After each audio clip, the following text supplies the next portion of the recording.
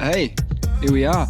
The Vac's back, and it's me, Val, and I'm joined always by Nate. And how's it going? Oh, fan-bloody-tastic. You're looking beautiful, sounding beautiful. Thank you. Just being beautiful. Oh, thank you. That's very nice. Thank you. I don't get that every day. Nothing's going on. Should we wrap it up? I think the week's kind of bullshit, isn't it? I reckon there's been a couple of things. Well, there was a couple of things. The week is a bit bullshit, though. I think we've been spoiled lately. I've got an infected eyelid, so, maybe That's we should news. call it. It would be weird. Maybe if we put out a 1-minute episode, it would draw a lot of attention to us because, anyone that subscribes to us that hasn't watched it goes, well, 1 minute, maybe this is like a highlight or something. Maybe something good happened. No. No. This is definitely not. That's the end of the show. Thanks for tuning in. We'll see you next week. There was the preliminary final on the weekend in the AFL. I don't know if that one came across your desk at all, but that was two really good games. This whole final series has been incredible. Doesn't bode well for the grand final, though. Why is that? I just don't feel like you can put together this many good games. I just feel like we're due for a stinker. You think Brisbane's going to get pumped? What's your thoughts? I would like Brisbane to win. Sydney have been the best team all year, but they lost a lot in the last third of the year. They did. I mean, that's normal, right? If the wheels are turning that hard, you're winning all these games, surely some people are getting clipped somewhere in there. People are getting injured, surely. Like, I remember when the Eagles went to a GF and won, Nick Nat wasn't even in the team because I think he was injured at the time. Yeah. So is Nick Nat's not even a premiership player then, is he? He wasn't there in 06 and he wasn't there in 18. No. Yeah. Yeah, you're right. That's unfortunate. He really came right in between it all. He was right there. He had to do all the hard work, and then someone just came in and went, "I'll have a game." Bang. I just saw him on an advertisement for Woolworths or Coles or something like that. And now he has a little bit less credibility to me, knowing that he may not be a premiership player. Maybe I'm reconsidering whether to consider that app at all now. Well, I think the Woolies and Coles thing is a whole different point, isn't it? They're in the shit at the moment because they were found to be jacking up their prices. They're in the shit. Coles and Woolworths. No. So they were jacking up their prices, and then the next week putting those items on special for above the previous price. So it's been deemed price gouging. And if you get sort of repeated sort of charges put on you for this sort of price gouging, they can force I think they're looking at putting into law that they can force you to divest. Like they can break up Coles and Woolworths if they wanted to. They could go, no, you guys aren't playing fair ball. We're going to even the field a bit by making you sell off part of your business. That could happen. They may need to do that at some point because they are just giants in that industry. So I don't think the credibility of Nick Nat's in any doubt as a great player, but I think Coles and Woolworths are in a bit of strife. And by extension, Nick Nat, because he's doing ads for, oh my God, couldn't have come at a worse time, Nicky. So you got the grand final this weekend. That'll be huge. Exciting game. Yeah, are you leaning towards? Oh, most definitely. No, but you, yeah. I'm hoping to come down as well. That'd be great. Are you leaning towards anyone in particular? I mean, the mind's saying Sydney, but that's just because they've been the winningest team all season, and that's kind of what you'd expect. If you want Coxie to coach the West Coast Eagles next year, then you got to hope that Sydney win. Because if Sydney win, Longmire has to stay longer. I don't think I've ever heard of a premiership coach stepping down the next year. It's never happened, right? He wins the premiership. That's not the end. You got to lose a couple. Anyway, so I think if they lose on the weekend, Coxie's staying for sure at Sydney. If they win on the weekend, we may get Coxie still. That's my thoughts currently. Yeah, well, You're right. I've never heard that would be amazing for a coach to leave after winning a grand final because there's no physical reason for them to be leaving. I know it was epic. One of my favourites was Shane Crawford winning the grand final in his last game. That was awesome because Hawthorn stunk for his whole career and he never really got a crack at it. And he was a very lovable player. And he did it. He got it done. Yeah, I think there's a chance Coxie does coach the Eagles, regardless, I think, win or loss. I know that they put the kibosh on that early on when it got brought up in the media. Yeah. But that's all part of Longmuir's strategy for no distractions. Sure. Yeah. And what's he going to do? What's he going to even entertain Coxie, if they're giving him a call, even if they're going to give him a call, he'd be like, hey, can you call me back after the grand fucking final, the game that we're trying to win, the only game that matters pretty much this whole season? Can you call me after that? Because I'll, maybe not directly after, but maybe not even the week after, but after that. And it's great for Coxie's credentials if he gets a premiership as an assistant coach. It's true. Going forward. It's true. And it might rise his stock a bit, Exactly. Why wouldn't he want to coach the Eagles? I know they're not a good team, but he's played his whole career there. This is what happens, right? You go off and you do your assistant coaching elsewhere, come back to the nest. I'd say it's the same reason why Simo's going to stick around in Perth. He's not from Perth, but his kids grew up here in Perth. So they're not stuck here by any stretch, but they've come from somewhere else. They've settled here. It's probably the same with Coxie and his kids. I think they feel pretty happy in Sydney. And so it would be a big life change for him to come back even, but more so for them. So it's a family call. It could be a family call. It might not come down to money. It might not come down to whether or not he wants to coach in the next 3 years or 4 years at Sydney, like when Longmire's going to step down. If Longmire keeps winning premierships every year, he ain't leaving. Like if they just keep winning, he's not going anywhere. He's stuffed. He's got to figure out, got to find somewhere else to go because he doesn't want to be an assistant coach his whole life. Has there ever been a coach who's won the premiership in their first year coaching? Because that's what he's asking for. He wants Sydney on a silver platter, ready for premierships on day one. That's what he thinks is going to happen. Like if he sticks around there, right? Here it is. Premiership's just there. You just got to play 23 games and then finals and you'll win them. Don't worry about it. What I'm saying is first-year coaches don't get the best team in the comp. They don't get the best team in the comp. Beveridge had he got a premiership pretty early on for the Bulldogs, but it wouldn't have been his first year because he got 20. I don't know. Yeah, I don't know either. Okay, here we go. In the history of the Australian rules football, only a few coaches have won a premiership in their first year as senior coach. Here are the most notable ones. Chris Scott. Chris Scott led the Geelong Cats to the AFL premiership in his debut season as senior coach in 2011. The Cats defeated Collingwood. Yeah, so there you go. Jezelenko, Alex Jezelenko was a playing coach. That's fascinating about Chris Scott, though, because he's regarded as the best coach going around. And so with that, also that credential as well. I think he's one of the longest serving coaches as well. It's amazing. Yeah. What an accolade to have. Dude, who did he play for? Because he played on the same team as his brother. Yeah, Brisbane. When they were he did the triple premiership, almost a quadruple premiership. That's nutty, hey? So he had a very successful career playing and a pretty successful career coaching. He's won 2 premierships, one in 2011, one in 2022. So they can expect their next one in 2033. Yeah, I always play that. Keep hold of him. Yeah.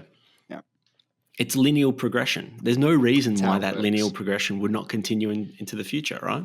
It probably will. Yeah. But Geelong have always been up there. That's what's crazy about Geelong is they're always kicking about. Like the Eagles were regarded as that level of team in the 2000s when we were dominating. We were just always going to make finals. Don't worry about it. We'll be in the 8.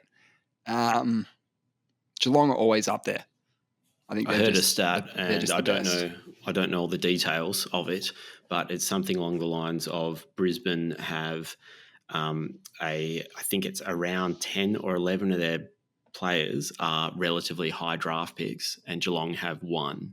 Holmes went at pick 20, and the rest of their team is just made up of recruits. A lot of people want to come to Geelong, so that helps them. They get a bit of immigration. Yeah. But they seem to just make players out of nothing.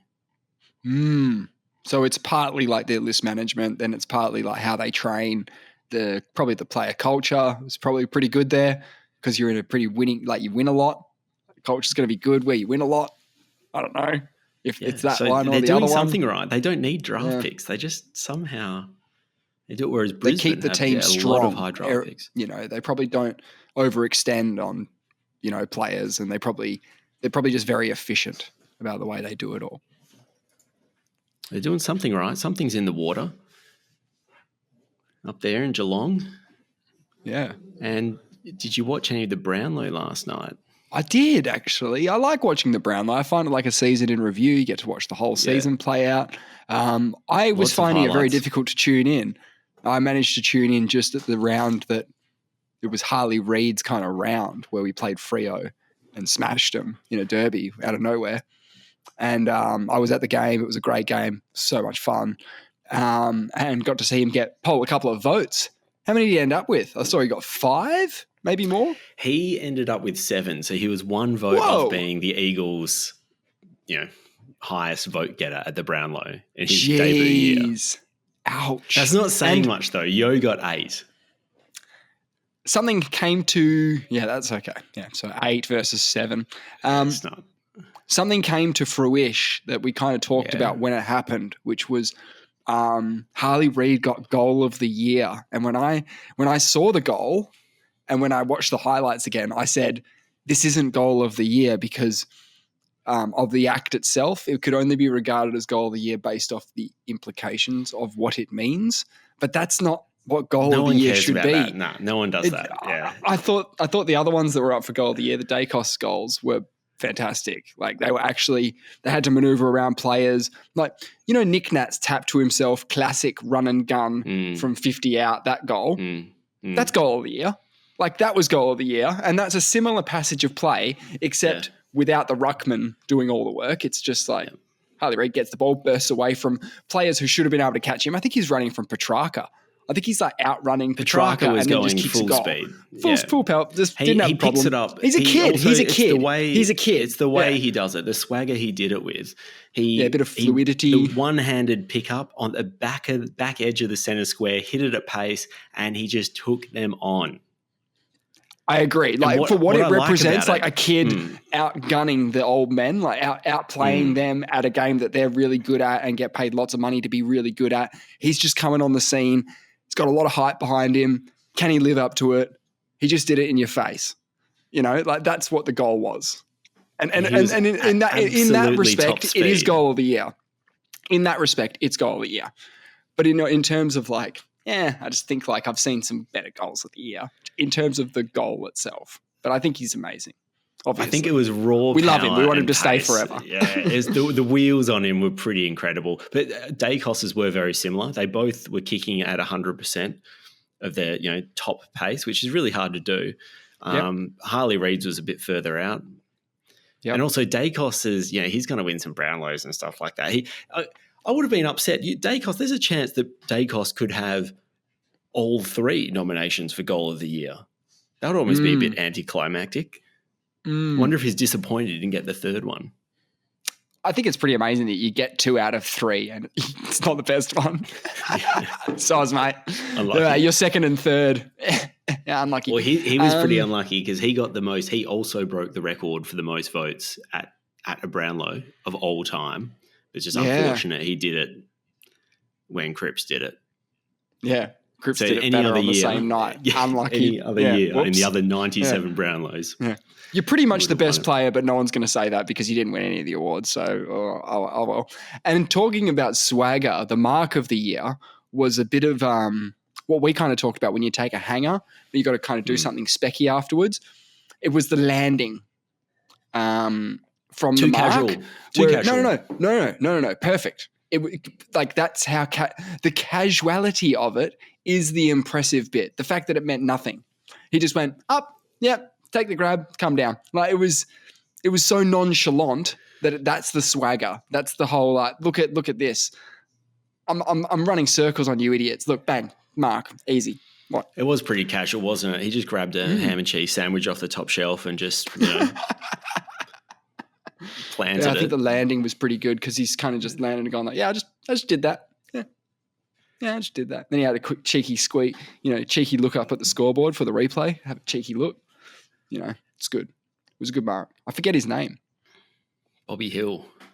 Do they win cars and shit? $50,000, $50,000, and he gets $10,000 towards his local football club. Oh, yeah. I saw that the Footy Show gave out their Player of the Year award the same day, and they gave it to Charlie Curnow as well. And actually, this might have been, I don't know, someone's. It could have been like it could have been either Eddie Maguire's thing or Footy Show or something. And they gave him like a brand new Lexus. So he got that. What was Harley Reid's? $50,000. And then he goes, and 2 million velocity points. Or whatever the fuck it is, frequent flyer points. Cheers. Is that a lot? Did you get around the world on 2 million? I don't know. You'd have to jump. You get a couple of toasters. And, get a couple of fucking toasters if you wanted them. If you needed a new toaster or something. Bang. They were talking to Harley Reid about his goal of the year and the junior footy club that he was donating his money to. And for some reason, the commentator bloke, whoever the MC that was chatting to him, knew about his childhood. He asked him about the 20 goals he kicked in one of his junior games. Yeah. What are you talking about? 20 goals? It's not good, is it? How many points he kicked? He kicked like 21 or 22. He doesn't remember. Like 20 He's goals, basically getting the ball and running around everybody and then just kicking sausage rolls and missing and doesn't matter. As the coach of that team, you almost have to put him in the back line or something. That's embarrassing. Like that's you got to have the mercy rule. If one dude is kicking a goal every 3 minutes on average. Yeah, but you can't make him not play. That is properly. just absurd. That's as disrespectful though to go easy on him. Hey Hal, just go easy on him today, would you? Like that's disrespectful. Go out there and smash them. I cannot believe how one person can be that good, that much better than anyone else. Yeah, it's that much better than anyone else, right? And also, having said that, something's going on with the voting in the Brownlow because how's Paddy Cripps getting 45 votes? I'm not saying there's no shenanigans or anything, but he didn't go in as the favourite to win the Brownlow, and he got 3 more best on grounds than anyone in human history has at the Brownlow. He's obviously rubbing the umpires very well. I really like Paddy Cripps, actually, and I've never heard anyone say a bad word about him. So maybe, whereas like I know Butters in one game had 38 possessions and 2 goals and didn't score any votes. I reckon some of the umpires might just have favourites. Heaney polled pretty well as well. He had too umpires much would have favourites. This is what I'll say about the Brownlow voting. It's not the umpire's job to pick the Brownlow. It's their job to ref the game and then pick the best people on the ground that day. That's their job. Their job isn't to pick the Brownlow medal winner because you could do that at the start of the season and therefore vote accordingly. Like, who are you voting for this year? I think it's probably Charlie's turn. Let's give it to him. Look, we could talk about judges and piss poor judging decisions forever. We're big MMA fans, so we know shit judging. The same thing could be happening. Like, I think if you go back to like the 1970s or the 1980s, because we're not connected as we were back then, like you have the newspaper, and that's about how you knew about the world around you. Whereas today, we know so much. Therefore, maybe there would be biases that are coming in from other angles where you're getting influenced onto who to vote for based off the world instead of the game, the actual game you're watching. Maybe. It seems to me like I was just very curious to think that he broke the record by so much. I just thought that was unusual. And the fact he didn't go in as favourite, it seems so obvious in hindsight. I think what happened, because he got 45 out of a potential 69 votes. Do you think that's just because everyone thought Daicos was going to win since like round 5? Do you know what I mean? Like we've been told since like round 5 that Daicos is going to win. It's all sewn up. Forget about it. It's more of a formality on the night. Forget about it. That may have been what so you that thought. kind of. But Bontempelli went in. He won the best player in other competitions where they go through and they have other people vote on things. He's won the best player, and he got beaten by 23 votes.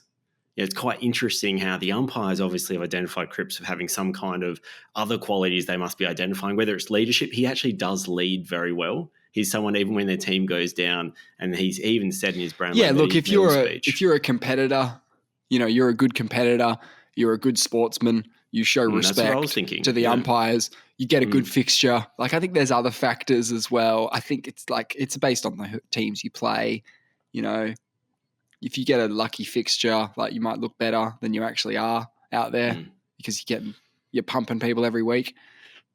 I don't know. It's very tough. It seems like sometimes when you're expected to poll, sometimes you do, sometimes you don't. I think he had just had one of those years where every time he was expected to poll, he just was getting 2 or 3 How votes. Does it work? He just kept. How does it work? Because they're only giving out 1 vote, 2 vote, 3 vote. So that means there's one person doing this at every game. I think the umpires get together.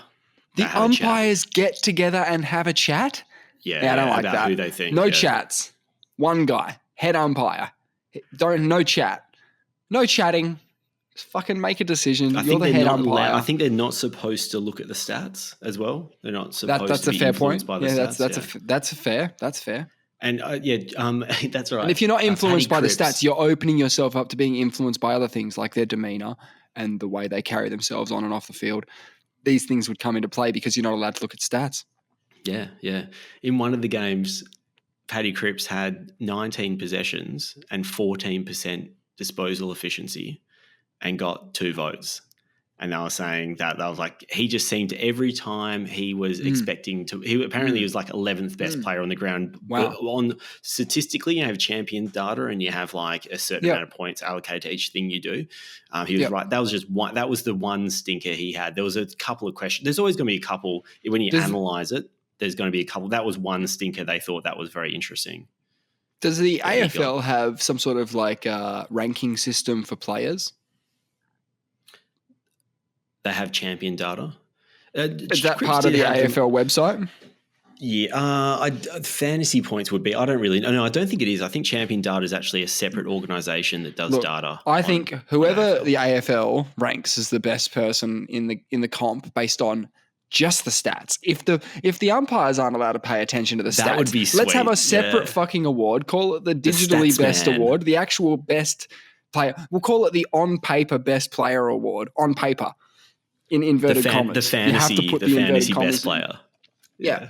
You could calculate that. Yeah. Well, that's what I mean. Like we want something. We want something with numbers so that we can. Because one of the big problems that people have with the Brownlow is they think it's a bit of a midfielder's medal. No one outside of the midfield wins it, and that's because they have the most exposure to the umpires. They get to give the umpire the most compliments because they're closest to him. Some guy in the half back, he's got no chance of influencing or making the umpire like him. He's boned. That's true. Like Charlie Curnow, for example, full forward for Carlton. So I think he only got 2 points. On paper, Rowan Marshall. That's I've got a different thing. I've got fantasy points. Fantasy leaders. Points. Yeah. Yeah, my number one is Rowan Marshall. For me, this is on the AFL page. I'm using AFL's website. Well, this AFL stats. Yeah, okay. I got him. I've got Dane Zorko number 1 for marks, but I've got Rowan Marshall number 1 for fantasy points. Okay, let's just go off that. Fantasy points. That's preliminary finals high. You're looking at the preliminary finals highs, which is Zorko. That's just the most recent game. Right. But the season leaders, Rowan Marshall. Congratulations. You're the winner. You're the best player on paper. Who the fuck's Tristan Zeri? This is what I mean. These guys are the GOATs. We don't even know who they are. I think they have to play a minimum amount of games because you could have some fuckery in the fantasy data if they play like 3 games and have like 2 decent games. They might have some really weird ways of calculating stuff like that. But in terms of the real names up the top, you got Sheasel, Gawn, and Treloar. They're all top ticket guys. Max Gawn, Cheezel. Sorko, Adam Trelaw. Whitfield, Merritt. So, okay. So give them an award. Congratulations, Rowan Marshall. Give them an award for doing the best on paper. I agree that it's a really boring award because on the awards night, everyone just checks the website and goes, oh, it's this guy. He won. So it's not like you get to reveal anything on the night. Do you know what I mean? There's no reveal. Everyone knows. That's one thing they do like They've about read the table. Brownlow in that it's a bit dramatic. You don't know what's going to happen. Yeah, you get some good calls, some bad calls, and you add them all up at the end of the day and someone wins. Did you like the guy who's reading out the votes? I didn't think anything of him. Do you remember Dimitriou? Yeah. How he used to read the votes? Some pausation? Bit of pausation, yeah. A lot more pausation than this guy. This guy had a little less dramatic effect. I think maybe he just wants to take it out of it a little bit. I can understand why someone wouldn't want to over dramatize it. And I'm not talking about doing like Survivor, like going, final vote is, we're going to an ad break. I'm not saying like that. I'm just saying like, give us the, when it's like A. Richardson instead of like, some other name. And you're like, that was close. But some of the crowd reactions were fucking hilarious because the amount of people pulling this face when someone gets votes, like when they're like cut to the crowd and they'll say who got the vote. And there's the amount of people going like giving the, oh, really face? Oh, really? Jeez. So there was a lot of that. People just forget they're being filmed. It's okay. Yeah. Yeah, well, Cripps did have the most clearances for 2024, so, I do like that. Cripps did? Obviously, they recognise that, yeah. He's a man bear pig. He's a good player. He's a big man. The other thing they should do is give an award to sort of like because sometimes the Brownlow winner can be in like a shit team. Quite often the case, yeah. So I think we should sort that out. I also found it funny when you watch. That makes like, a lot of sense because they're the ones that get. They're the ones the standing out. They're doing all the big plays. They don't have a lot of competition. I didn't feel like the winner was going to come from Sydney, for example. They've got too many guns. Too many people. They have to have too many guns because they're the best. Yeah, you're right. It's probably why. Geelong would probably be a similar example because their midfield's so strong. Everyone's stealing votes off each other. Back in the day, I'm talking about like, your Selwoods would have been taking votes off your Dangerfields and Guthries and all those sorts of guys. I always think it's a team that it's always a team like a mid-ranked team because you have to win enough games to be getting the 3 votes because typically 3 votes only go to the winning team. Well, I was just about to say there's those occurrences where the winning team only gets one person who gets votes and 2 votes go to the losing team. Like the 2 and the 3 can go to the other team. And you're like, how does that make any sense? They lost the game. Like they failed at the game that they were meant to win. Nick Daicos had a couple of best on grounds in losing games. This is what I dominated. Do you think we should just stop giving best on grounds to losing teams and that would fix that? I'm okay with it.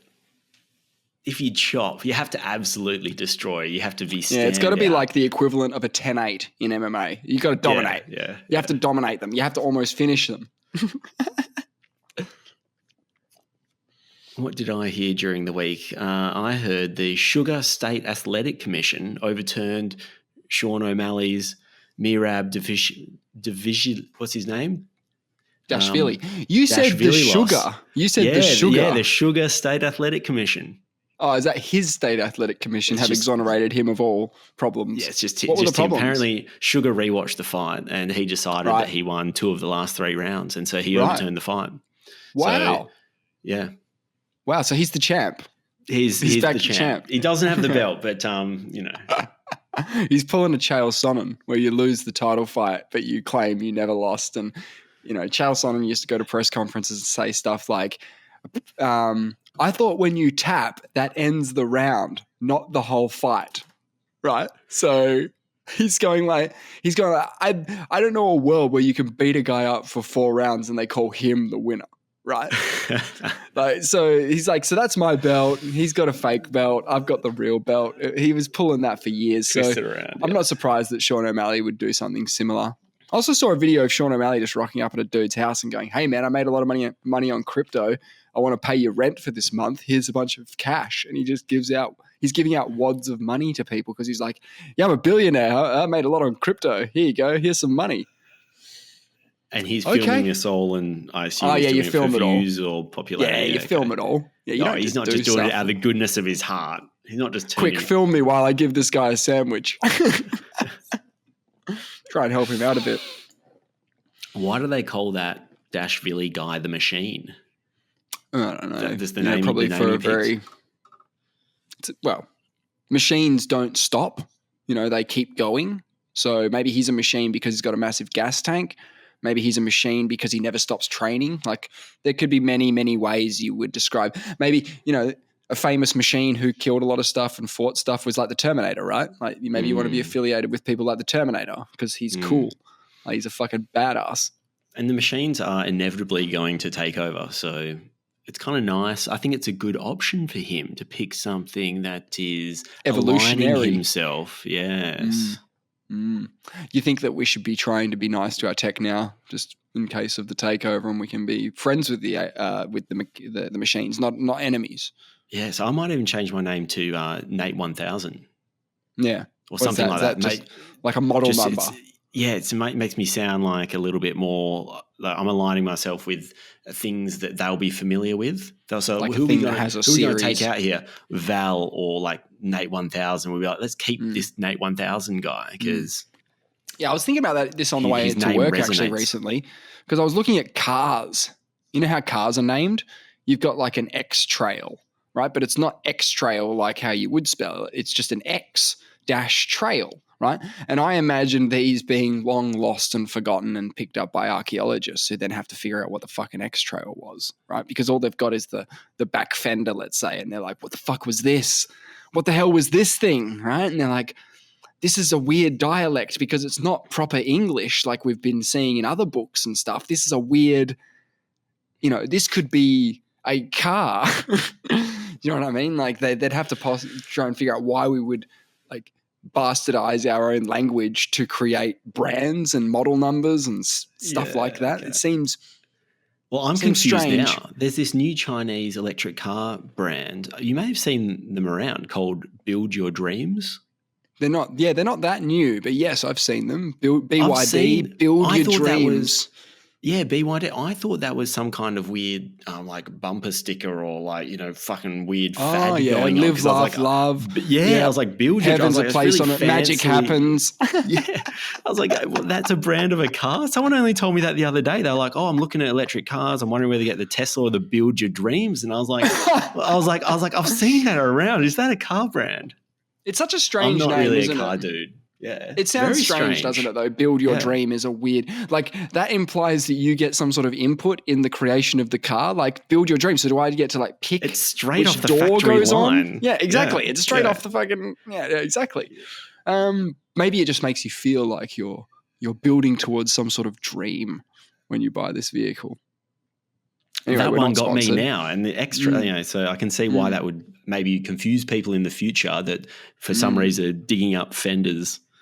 And I don't really understand your sort of logic there, where the car's gone and they've just got a fender or a boot. Oh well, let's say just it's like got like incinerated or something, and whatever.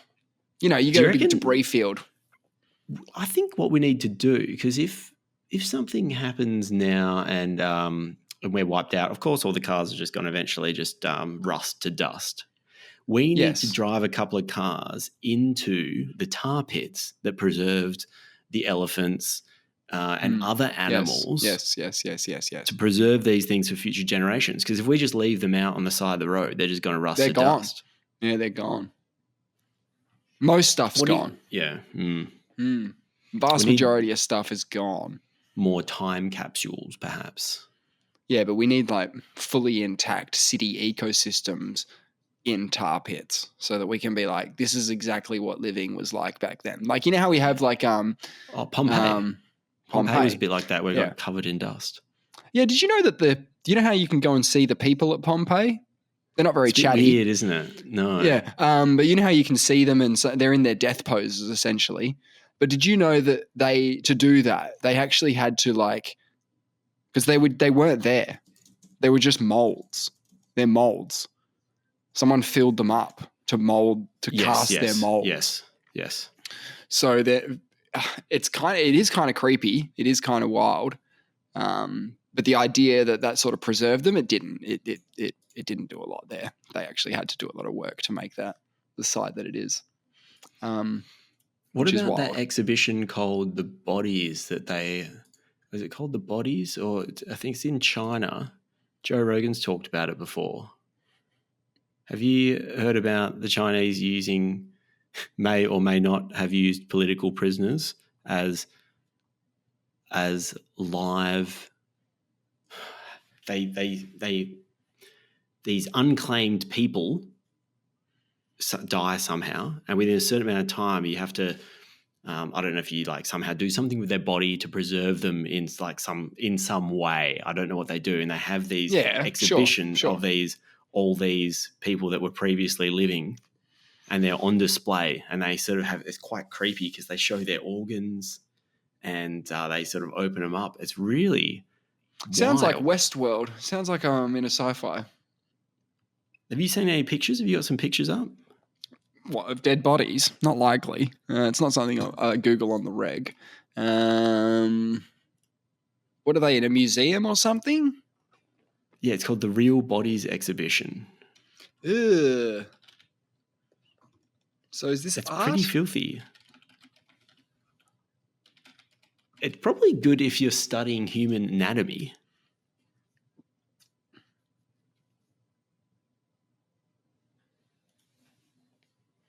So it was in the UK? It moves around. Yeah, it's kind of fucked up. Only if they're real bodies, which is the name of the exhibition. So, if they weren't real people, then it's fine. What most of these are, which are just depictions of, I don't know, bits. But apparently, they are preserved human corpses. Yeah, preserved human corpses. About that. Not cool. Not good with that. There's a sign there that says that they may or may not have been political prisoners or something like that. And you're like, what? What do you mean there was a sign there that said that? I've seen the headline that says executed Chinese prisoners likely used in UK exhibition. Yeah,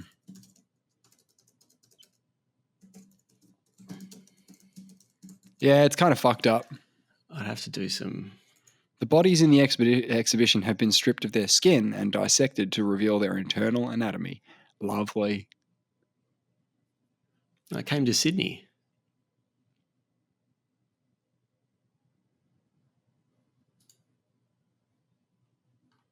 I mean, yeah, that's got to be a bit of a human rights kind of concern, at least. Absolutely. But we don't really know much. There's just sort of no. All that stuff would not be confirmed, obviously. But they're real bodies. We know that. Yeah, I've got no idea. That's kind of enough to creep me out. You seen Silence of the Lambs? It's been a while. Yeah. Yeah. That's it. Yeah. Have you seen it lately? No, I watched some analysis though. It's fucking fascinating. It's a really good. No, it's just a good movie. Obviously, I just got thought of that because of all the dead body talk. But yeah. No, it's a goodie. He's into that. What's going on with these war escalation? What's going on in Israel at the moment?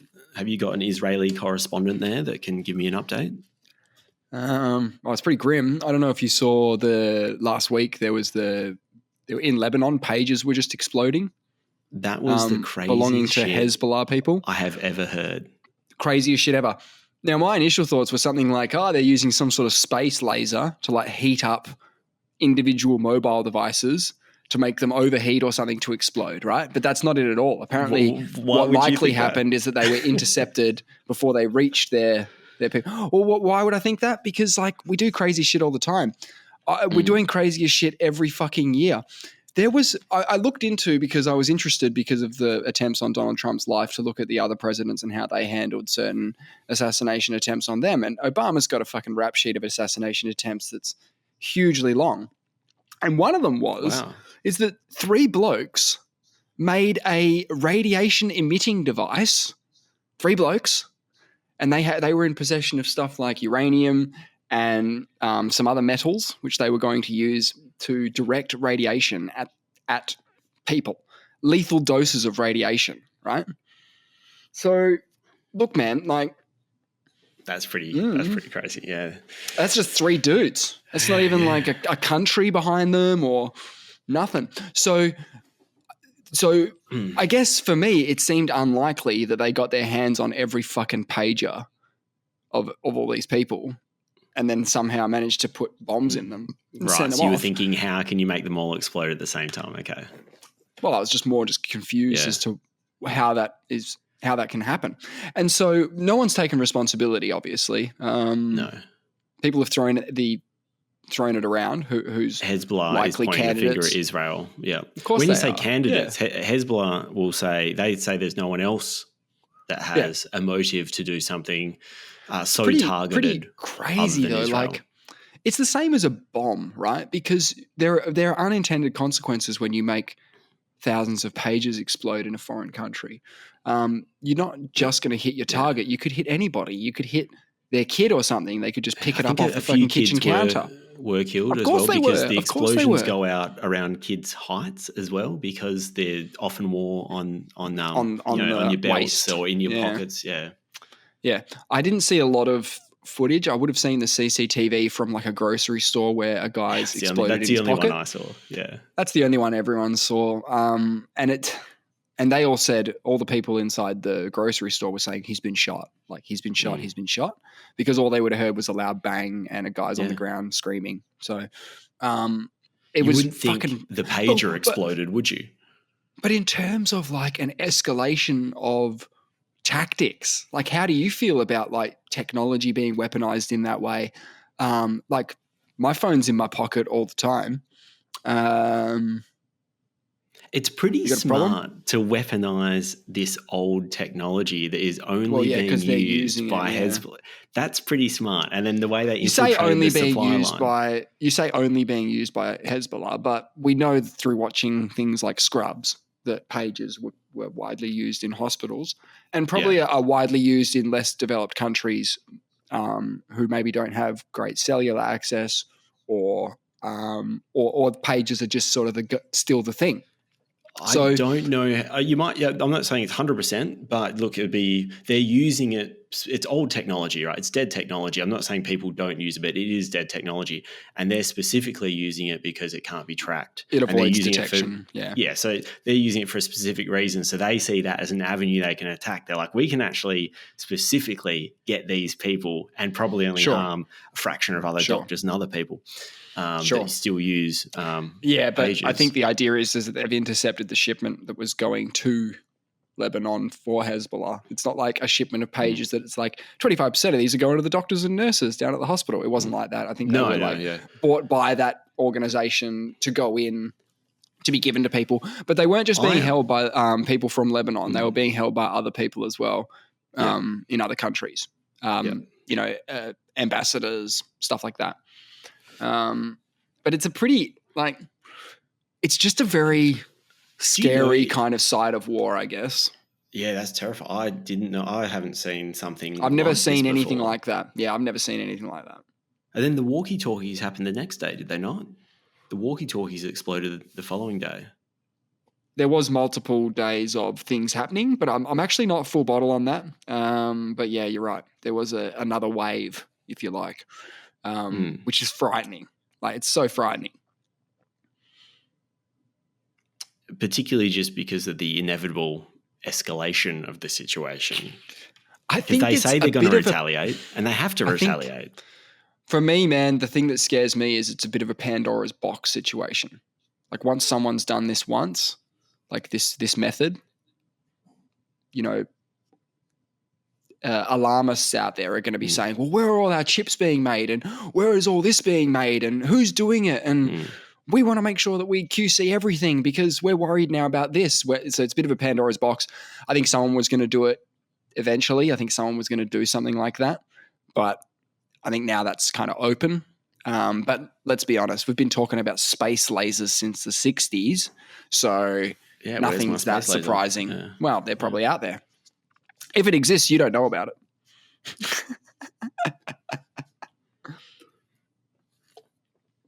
Like there would have been a point of time where people were alive during the creation of, say, the S-71 Blackbird and had no idea that it existed. But it existed. It was flying around. They were testing it. They're zipping around the sky in it. So it's out there, but we have no knowledge of it. And now with the SR-72, what's that? It's not the Blackbird. What's SR-72? What do they call it? The one that they put on... Yeah, the one they put on in Top Gun with Tom Cruise. They didn't just put it on Top Gun. It's in Microsoft Flight Simulator as well. So you can fly that thing in Microsoft Flight Simulator. It's wild. Sweet. And it does go supersonic kind of speeds because it goes so high. It is quite frightening to see how quickly people can do transatlantic flights in a Blackbird once they're up high. Oh, it's the SR-72 Dark Star. Dark Star, yeah. So we're going like interstellar with this shit. So scary. It's colloquially referred to as son of Blackbird. I think it's the third most UFO-y thing we're building. I think number one was probably the original stealth fighter, like the original stealth bomber. Yeah, that was the first alien thing that we kind of built that just looks otherworldly and a huge step up in technology. And the SR-71 felt the same, like another step up. Well, maybe not a step up, but a step bigger. We're going bigger, you know? And they've got two different functions. One's a bomber and one's more of a recon unit. But yeah, nutty stuff. When you think about how many kilometers they can cover very quickly, like you wonder like how useful would it be to be able to survey an entire area in an afternoon? Like that's what they can do. Largely undetected, presumably, yeah. Oh, unhittable. I would love to get a briefing from the Defense Secretary at the US about all their I guess top priority operations, all their secret stuff, all their black ops. I'd love someone to sit me down, just give me the whole thing. Then give me the brainwashy thing where they wipe my mind and just send me off. So that I just want an afternoon of enjoying everything. Okay, yeah, that would be fun. But what we actually need is a website that you can subscribe to that gives you the latest declassified documents, like the very latest. This just got declassified today. Here it is. And we could do a whole segment on the most recently declassified shit. That would be fun as fuck because there'd be weird shit in there. There'd be stuff we wouldn't be able to really get our heads around. Yeah, every week there'll be stuff because they're supposed to declassify after 50 years. Is that right? Well, something like that. They have some. Well, they can reclassify it. Okay, there's a website called Declassified Australia. Yeah, that's the Australian one.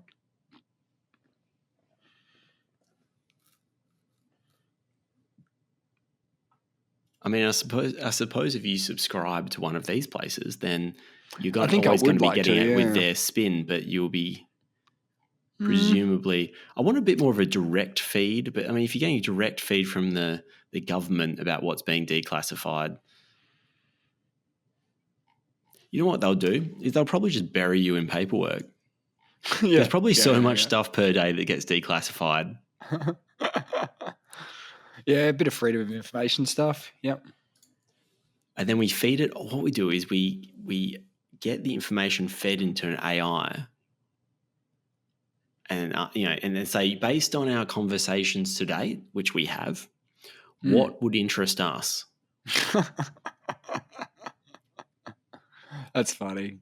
And then we'll get you're worried about getting sort of external flavor in, that you're getting like the world flavor in then, because ChatGPT is not an AI. He's they're a summation of every single person on the internet, right? But you can get ones that are a bit more trained on not the whole internet. So it's a bit more just a vanilla version. And then we feed in what interests us.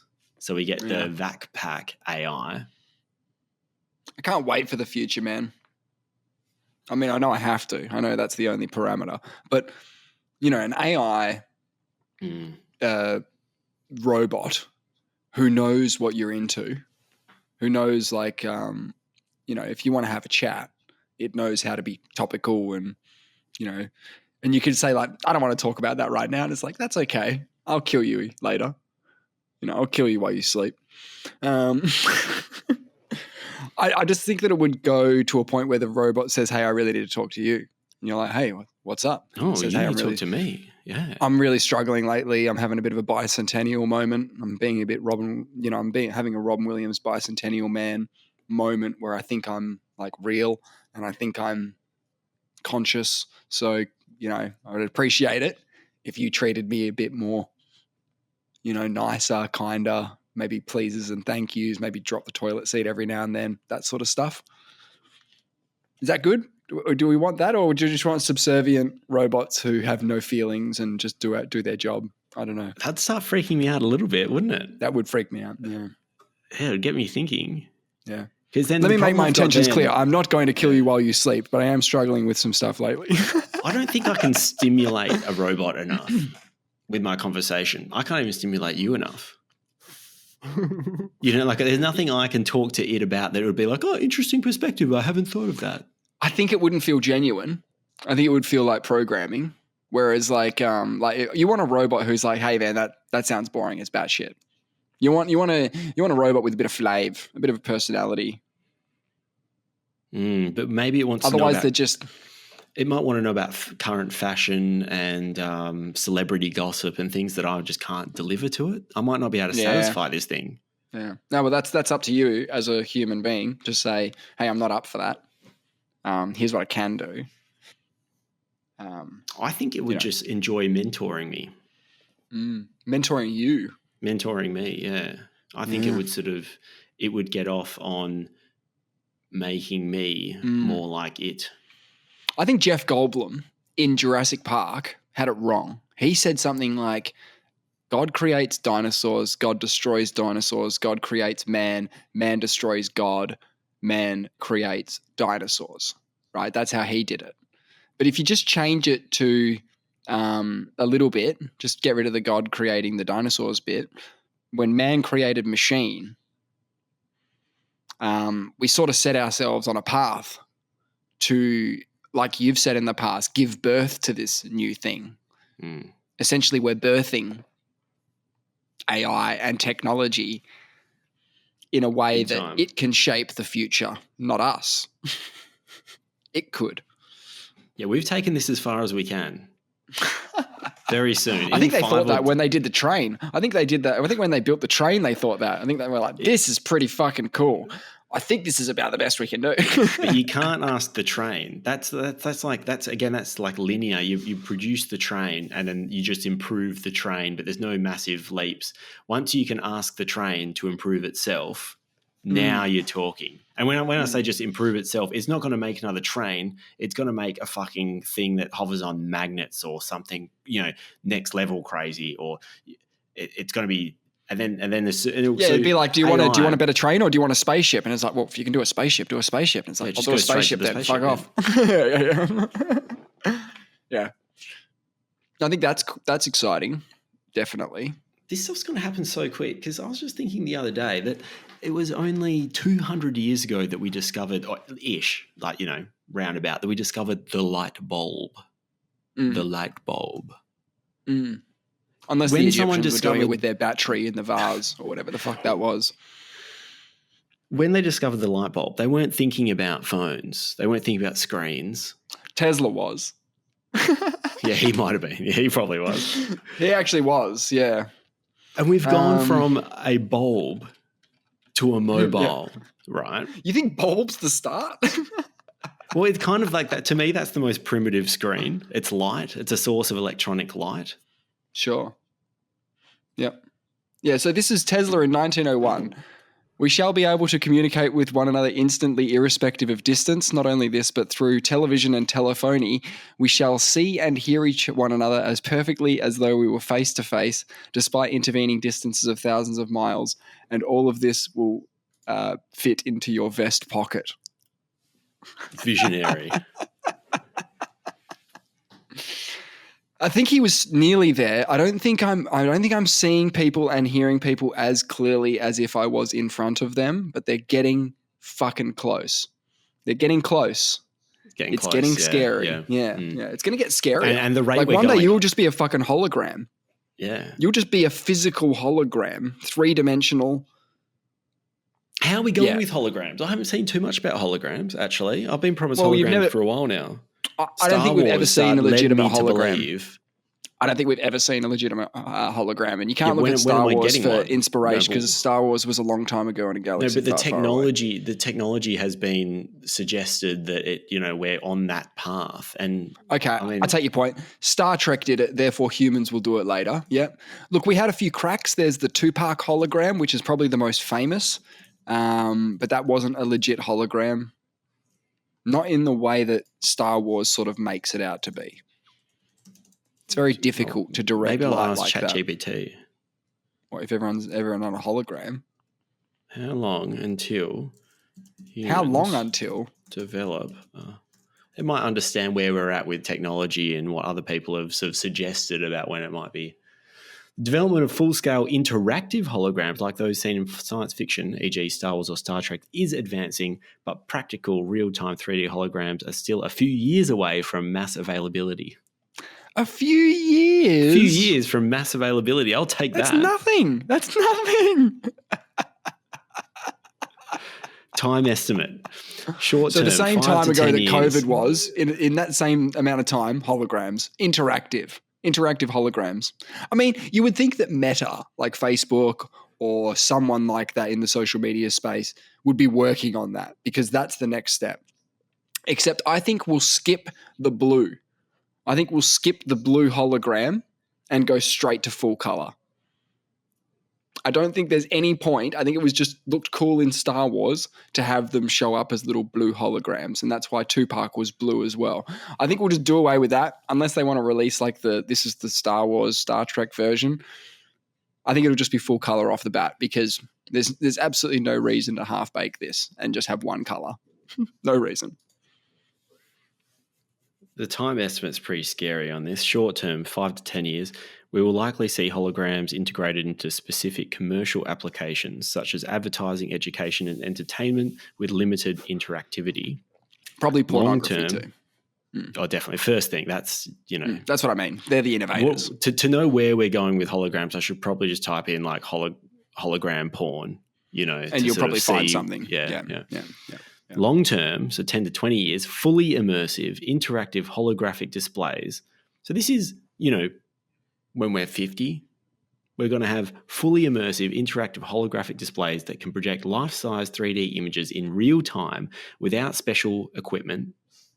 Might be possible. Meaning, if there's a place right now that you can go where you put on glasses before you go in and then you can see a whole world, that's not what we're talking about. We're talking about being able to see it with your own eyes in the space, walk around, all that sort of jam.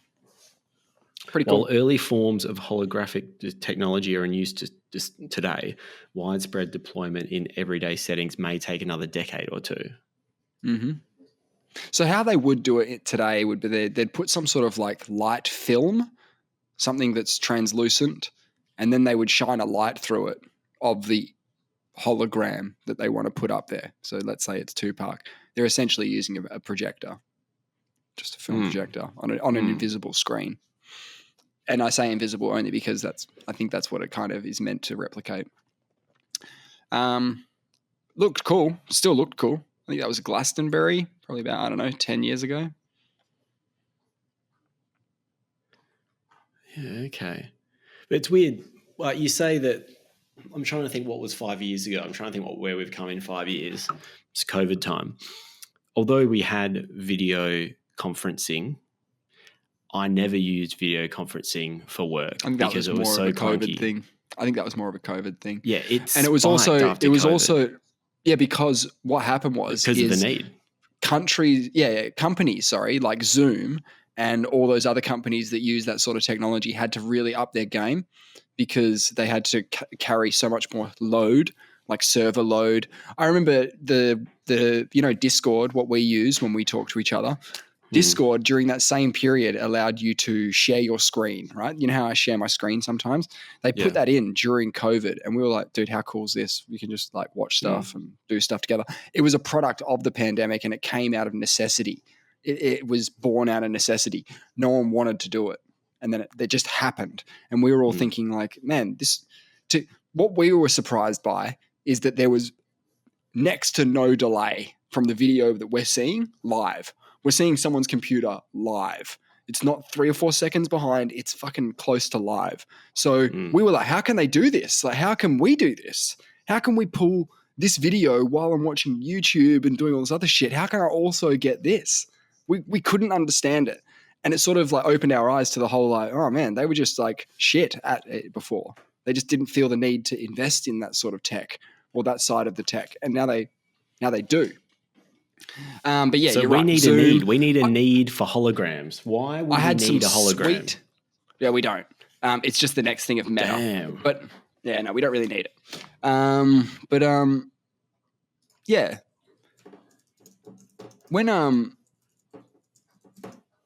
When COVID happened, the headphones that I had, which were nice headphones, but they only cost me a couple of $100. But when COVID happened, those same headphones went to like $400-500 because everyone all of a sudden needed a fucking headset at home. Everyone needed to have a webcam. Everyone needed to have all this tech that they've never needed before, but now they're working from home. They have to have it. Laptop sales, mouse and keyboard, everything would have just been going gangers during that time. Home entertainment in general, that's where people were spending their money. What I'm worried about is porn's being such a driving force behind technology and the internet and sharing and media and all this. I'm worried that we've reached a certain level where we're just comfortable, where we've got enough porn, we've got it fast enough. We know we've got enough. We don't types, need to innovate. Yeah, right. Yeah, you could be right. People are saying we don't need the holograms. You know what I'm saying is we need to demand holograms. And I think it has to start with porn. Right. Well said. So brave. It's very brave. Stunning. I'm worried we're resting on our laurels. They're resting on their laurels. Yes. No, but as a consumer. As a consumer, you could be like, I think you guys could pull yourselves up by the bootstraps. What I'm saying is if we all stop watching porn, we'll force them to innovate.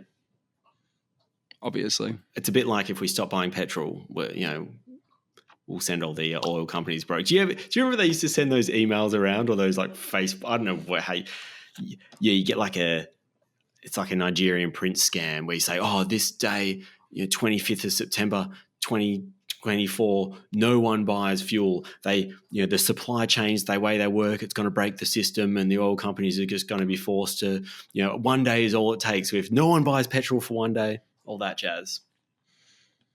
I wonder what they're probably right. They're probably right.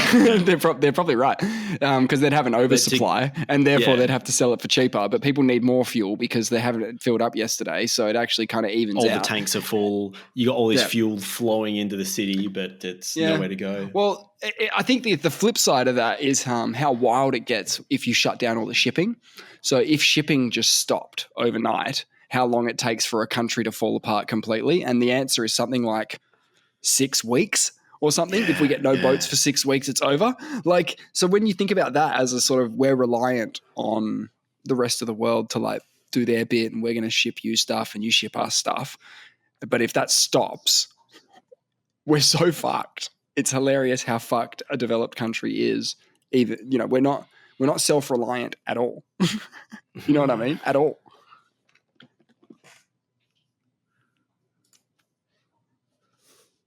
Mate, I saw a highlight. Not only are we self-reliant for the imports, we're self-reliant for the exports as well. Like we make a lot of our money on exports, therefore we need to export. Like it's not the whole system is so integrated. Everything.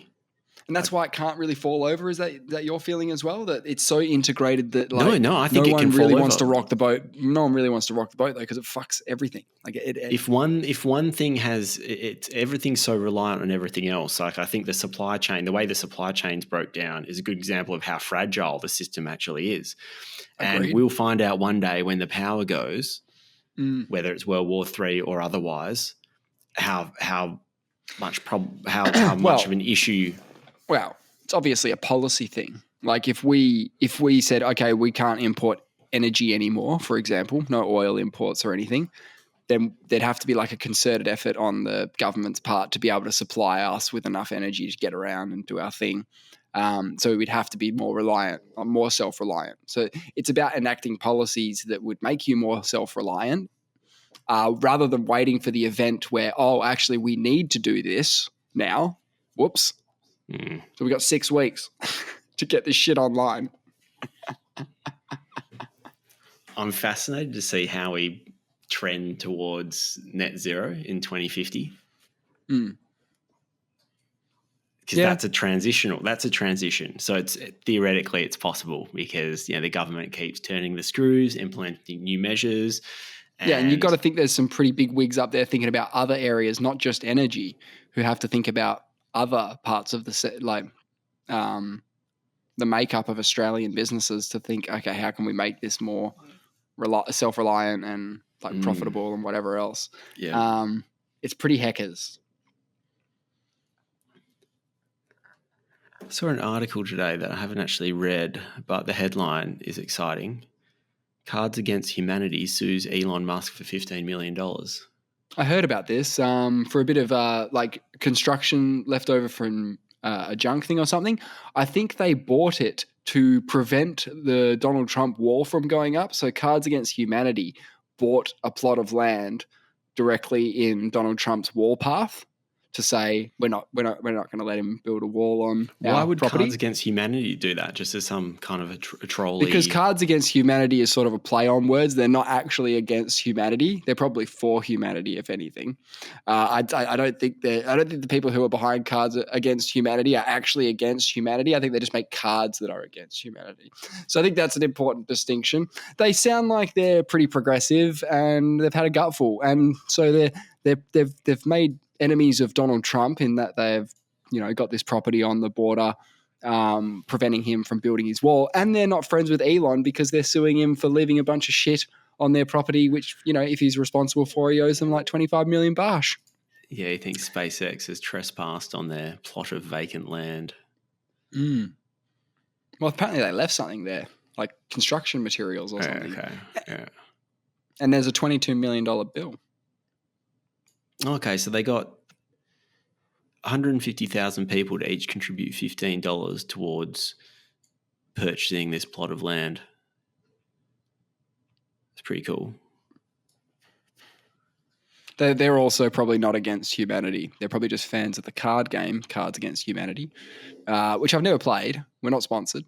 I've never played it either. It's probably a great game. I've heard good things.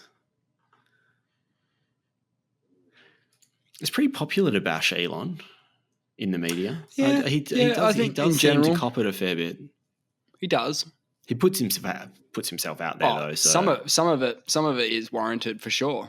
And he is apparently just the biggest. I mean, I don't even have Twitter, but he is just addicted to Twitter. I don't know how he has so much time on his hands. That's what I've always said. I'm like, man, you sound so busy. You say you sleep in the office every night. You're working 16-hour days. When have you got time to have an opinion and post it? Shouldn't you be doing something like get us to Mars or something? This is what I mean about it's the same as an AFL player who looks too good. How I say they're not committed enough to their goal of being a great player because they're spending all this time on their appearance. The other flip side of that is that it shows that they can actually do something. Show if they can do that, they can also do other things. So I take that point. But Elon's the same. Like if you're tweeting stuff, that means you're not working hard enough. That means you're not as committed as I think you are to getting humanity to Mars and beyond. Because I think he actually does want that. I think he actually does want us to be an interplanetary species. But he does, yeah. In what world do you have time to have these fucking whack point of views to just shove out there on Twitter? At what point are you like, oh, I'll have a think about Mars for a bit. You know what? I'm upset about something. And in terms of personalities, I don't think we would see eye to eye on a lot of stuff because we come from very different backgrounds, and that's fine. He's got like 10 kids or something. I've got 0, so there's a disparity there of 10. Yeah, I don't think we'd gel on much. Yeah, he's a bit of an engineer. a extremely successful autistic, like semi-spectral man. He did have a Diablo stream once. He was Twitch streaming like once. I think he was streaming to X and he was playing Diablo 4. And he was with someone in a party and they were just like gifting him millions of gold, like in-game money. Just here, have all this in-game money. He's Elon Musk. You don't think you can just go to the store page like a regular person and, well, not a regular person because no one uses that shit and just buy everything he wants. But nah, it was pretty funny. I think he streamed for like an hour and he barely like moved because he was just like, oh, what does this button do? Oh, okay. Oh, wow, I'm over here now. Okay. Mm-hmm. It was pretty boring. Like it was a pretty boring ass stream. But Diablo 4 had just sort of come out and, funny to see him gaming. Same point though. I'm like, what are you doing, so he doesn't What are you game. doing? Does he? Yeah. What is he doing? It looks like he does. He does to relax, yeah. Clearly so we'd be able to gel on that and pretty much that. Maybe I could manage it. Do you reckon if I could just step in as Elon and you've got this whole framework, you've got all your scientists, you've got all your financial advisors, you've got all your lawyers, right? And I just have to make calls. Yeah. I think, you don't even have to do that. You don't even have to do that. Do you reckon I could just take the best course of Mars action? Mission? I'll just go, hey, we're bringing the Mars mission forward. I mean, we were talking about 2030, but let's go 2028. I think just make it happen. I think that's what he's doing right now. And I think every time he says something like that, his engineers and scientists have a fucking heart attack because he's doing that. 2032, 2035. They're probably in their office working 18 hours a day, not posting to Twitter at all, just fucking never sleeping and shitting themselves because Elon's coming to tell them that they're bringing the launch window forward by 4 years. Even that won't work. I'm not comparing Elon to Hitler, but it's just reminded me of something that happened in early days of World War II. A lot of the German generals, this is what part of how Hitler became unstuck, is in the early days, he would want to do something and the generals, he would want to take France, for example, invade France in a certain way at a certain time. And all the generals would say, Mr. That's Hitler, a terrible idea. Yeah. Führer, we just don't have the manpower. We're not set up. We need more time. You can't do this. You can't do that. And he said, bullshit. I'm doing it. Go, pull the trigger. And then it worked. And so he goes, what the fuck are all you generals doing? So you're not aiming high enough. You're not ambitious like I am. Like I know how these things work. And he starts to drink his own Kool-Aid and think he knows how to do things. And then it starts to come unstuck because, decided he probably thought he was unstoppable too. Yeah, exactly. And he was for a long time, but he just spread himself a little bit too thin. Not a little bit. Seems. They got. In hindsight, royally done. In hindsight, it looks obvious, right, that they lost. But at the time, a lot of people said it would take a miracle to stop Hitler taking over the world. Because he lost, it seems really obvious. Yeah. But a lot of people. You know what's funny is it's a Norm Macdonald joke. He says that I'm not worried about countries like Iran, North Korea. The only country that really worries me is the country of Germany. I don't know if many of you are history buffs or not, but during the early part of the 20th century, Germany decided to go to war with the world. And he goes, hey, you would have thought it would have taken the world all of 2 seconds to win that, but no, it was close. Yeah, no. History is written by the victors, and that's the story.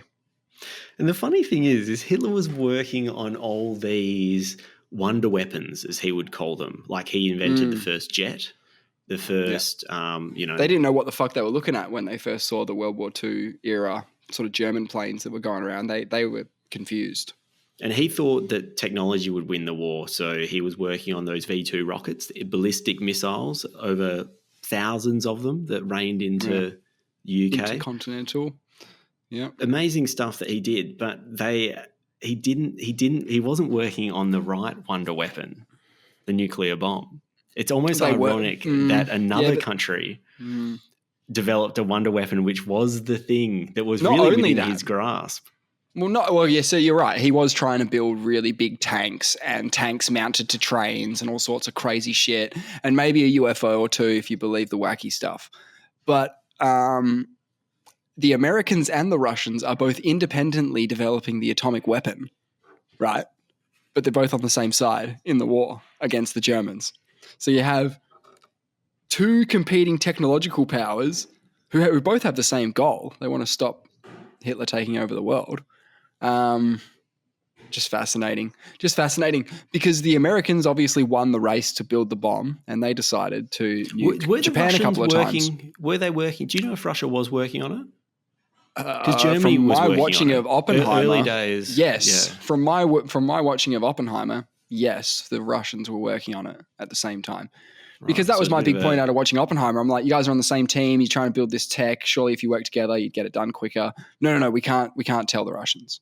We can't tell the Russians that we're doing this. This is our thing. No, that was so they were already in a technological war with Russia even before the war was done. I don't think it's interesting. Which they were allies. I actually don't think that they kept it so quiet, because it wasn't until right now I'm reading this book about the making of the atomic bomb, and even in 1940, the scientists in the US, which many of them are German, who obviously don't feel safe there and have moved to the US. A lot of them are debating whether a nuclear bomb is even still possible, even feasible on the math. Yeah. They don't even know right now whether it's even something. They don't know what critical mass would be, and they don't even know if it would actually explode. But they did, those same scientists, through Los Alamos labs or whatever, they actually developed it and did it, right? So Russia was also doing the same thing.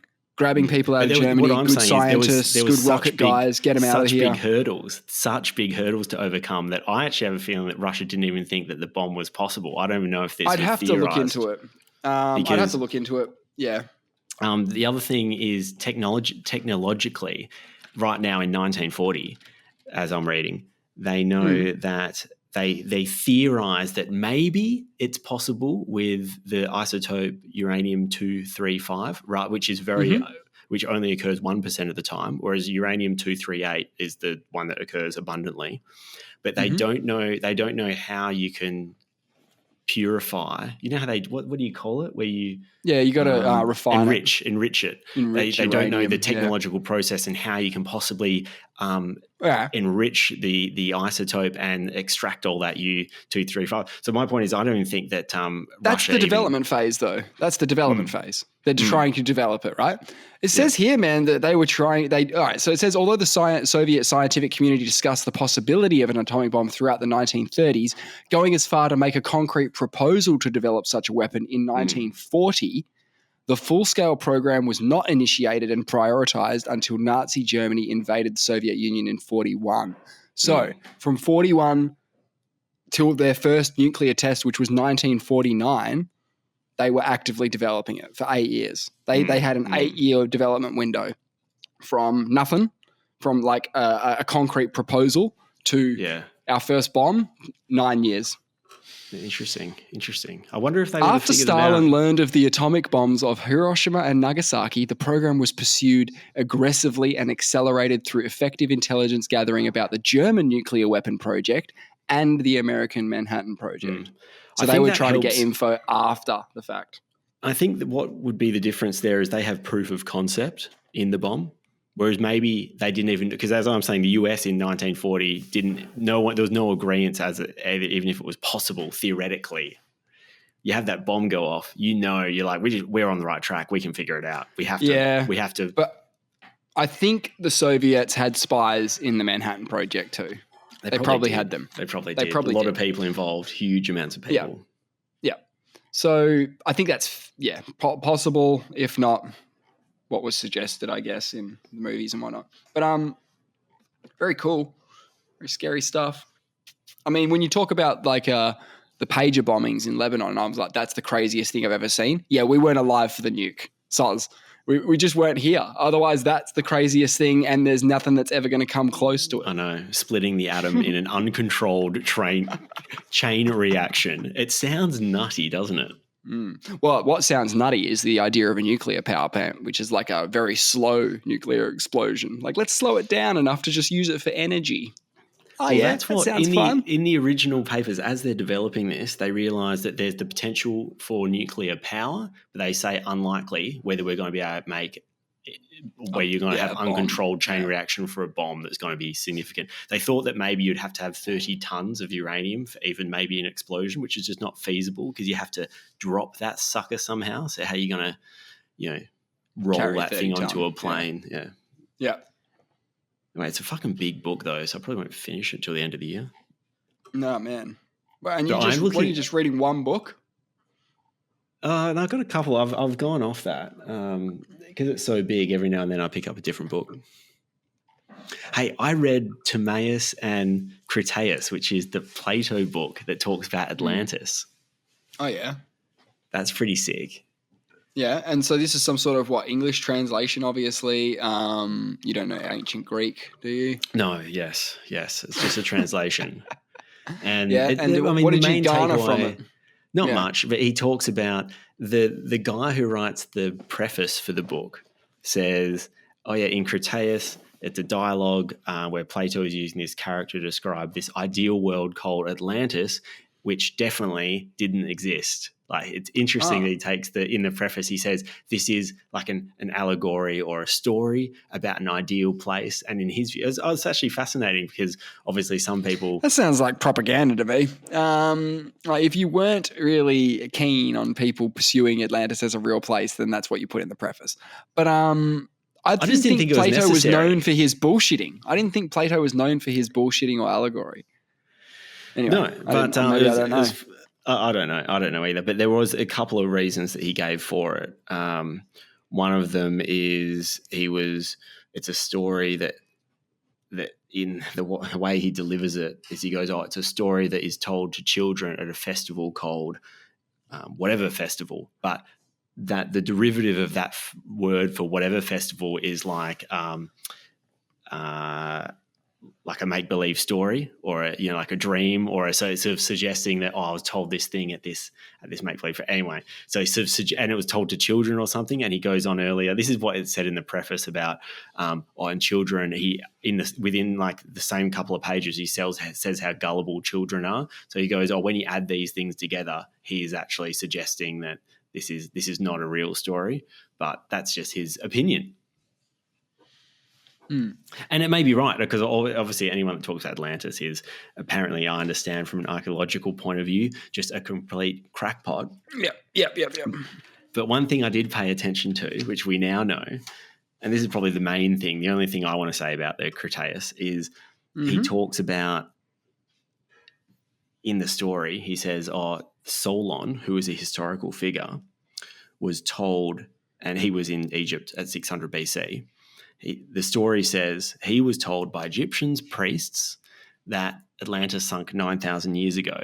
And so there's a date, which is 9,600 BC now, which is the sinking of Atlantis. And then if you look at the core samples or whatever it is, you talk to archaeologists, there's two major floods through history. And one of them was before that, I don't know, about 12,000 or something like that. Yeah.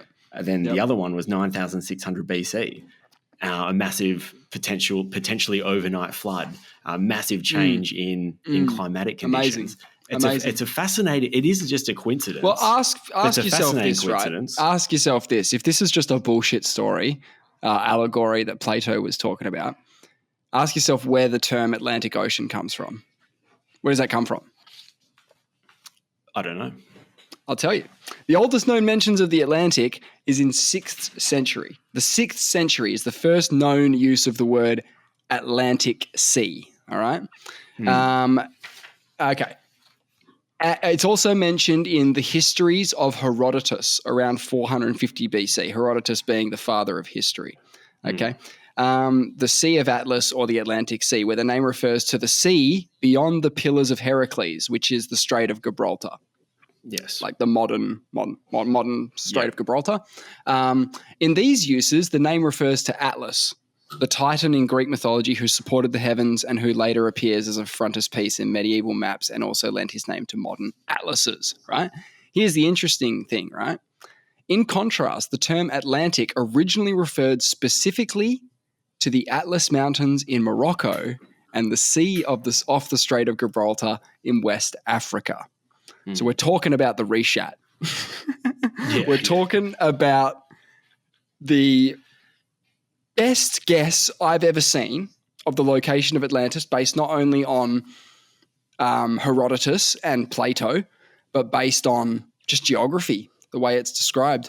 It almost matches too perfectly, and it feeds beautifully into the Atlanteans shipping off to Egypt, which is just to the northeast, just having a walk, rocking up, going, hey, let's build some cool shit, and then we're going to fuck off.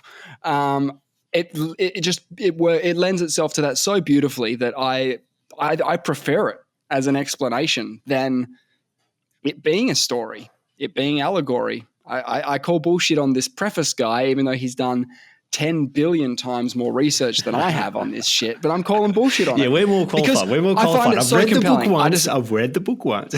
I haven't, and I'm still compelled to believe the opposite. So, look, Cretaeus does discuss the mountains, the mountain range to the north of Atlantis. That's right. That matches with the Atlas Mountains. Yep. And the first king of Atlantis was Atlas, who had 10 children. And so presumably the Atlas Mountains were named after the first king of Atlantis, who was called Atlas. Yeah. Amazing. Amazing. And it has dimensions of within this book. It actually has dimensions, concentric circles, dimensions. Yeah. It's pretty compelling. It's pretty good. Not only that, but you can do like a heat map. You can do like a world map based off like historical sea levels.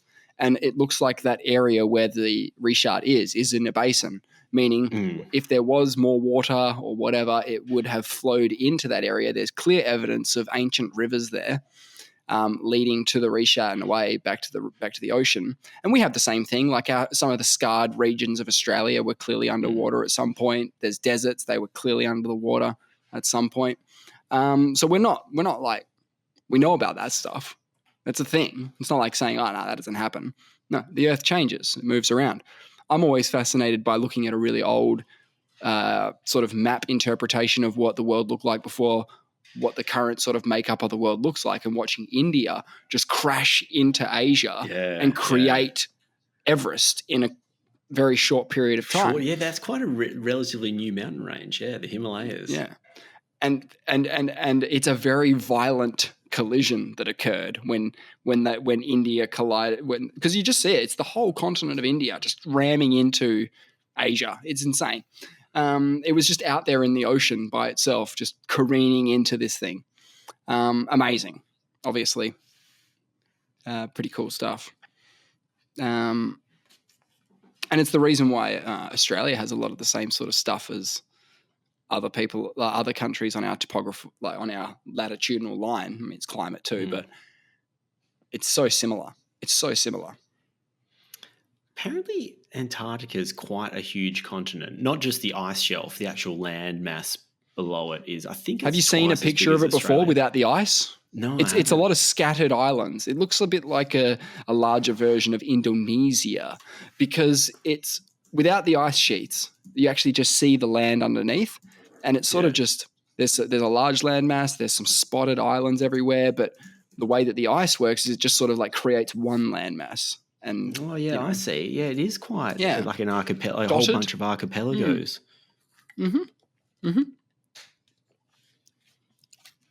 Yeah, it's interesting. We might need that one day. Antarctica Global warming continues. Yeah, that might be quite nice down there. Yeah. This time of year, if you add another 10 degrees, you get a runaway greenhouse effect going. That might be a great place to live. Might be the only place to live. Yeah. We got the runaway greenhouse effect going as well. We got that going nicely. Just dialing that up. Did we? Yeah, we're rolling. I mean, weren't we just using like deodorant for a while and like wrecking the ozone layer for 40 years or something there for a little while? Weren't we doing that? I'll switch to the roll-on. Yeah, no, I but don't like think we you use can't the get CFCs anymore. Yeah, I don't think you can get it anymore. But yeah, no, but like but give a spray for you, give a spray for the environment.